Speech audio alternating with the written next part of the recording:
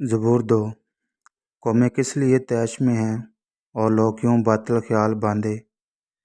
خداوند اور اس کے مسیح کے خلاف زمین کے بادشاہ صف آرائی کر کے اور حکم آپس میں مشورہ کر کے کہتے ہیں، آؤ ہم ان کے بندھن توڑ ڈالیں اور ان کی رسیاں اپنے اوپر سے اتار پھینکیں۔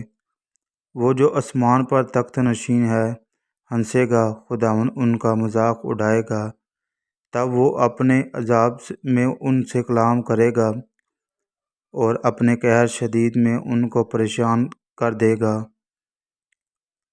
میں تو اپنے بادشاہ کو اپنے کو مقدس صہیون پر بٹھا چکا ہوں، میں اس فرمان کو بیان کروں گا۔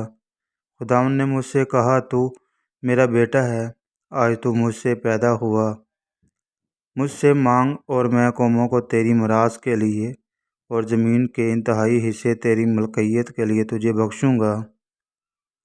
تو ان کو لوہے کے عصا سے ڈرائے توڑے گا، کمہار کے برتن کی طرح تو ان کو چکنا چور کر ڈالے گا۔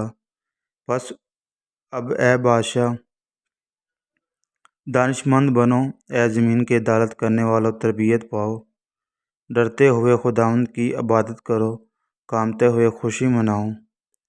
بیٹے کو چومو، ایسا نہ ہو کہ وہ قہر میں آئے اور تم راستہ میں ہلاک ہو جاؤ، کیوں نہ کہ اس کا غضب جلد بھڑکنے کو ہے۔